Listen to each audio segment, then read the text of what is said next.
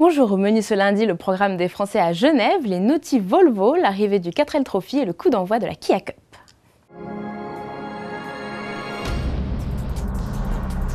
Demain, le Salon de Genève 80e édition ouvrira ses portes à la presse avant d'accueillir les visiteurs à partir de jeudi. Alors faisons un petit tour d'horizon des nouveautés à ne pas manquer côté français. Et on commence avec Citroën. La marque au chevron nous réserve une surprise avec un concept inédit.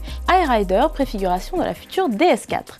La DS3 Racing sera également de la partie. Du côté de sa sœur, Peugeot, l'hybride sera également au menu avec les SR1, BB1 et le tout nouveau concept 5 by Peugeot, un prototype qui pose les bases de la future 508. Cet hybride d'essence électrique ne consomme que 99 g de CO2 par kilomètre et joue sur des codes stylistiques très nouveaux avec notamment des griffes rouges en guise de feu arrière. Renault arrive lui cheveux au vent à Genève avec la Wind, son cabriolet sport basé sur la Clio RS et sa grande sœur, la Mégane CC. Enfin, le Dacia Duster, le premier crossover de la marque roumaine, fera ses grands débuts sur le salon suisse. Côté suédois, le temps fort du Salon de Genève sera la présentation de la nouvelle Volvo S60. Et à la veille de l'ouverture, le constructeur a dévoilé 2 vidéos énigmatiques.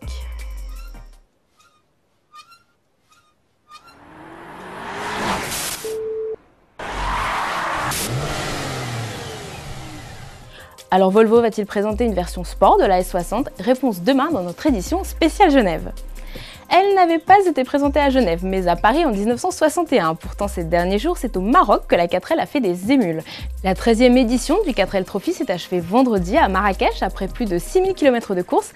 Les quelques 1200 équipages ont profité de ce week-end pour fêter l'arrivée et parmi eux nos 4 aventuriers. L'équipage 1528 de Maxime et Mathieu finit 494e, tandis qu'Alexandre et Victor de l'équipage numéro 1018 se classent eux 1014e. Alors nos vaillants Touaregs passeront cette semaine la Méditerranée pour venir nous raconter bien vite leurs folles aventures.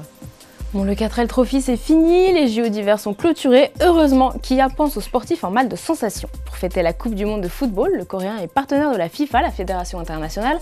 La marque lance cette semaine son propre tournoi national de foot amateur, la Kia Cup.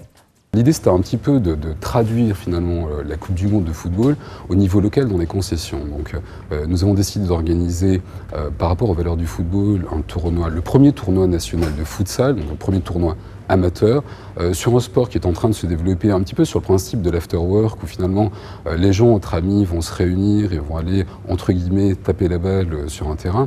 Et il nous semblait intéressant de le déployer au niveau national. L'équipe victorieuse en France participera à la finale internationale en Afrique du Sud et assistera à un match de la Coupe du Monde. Alors pour s'inscrire, direction l'adresse ci-dessous. Les premiers matchs auront lieu samedi 6 mars à Rouen. Allez, à demain sur autoplus.fr.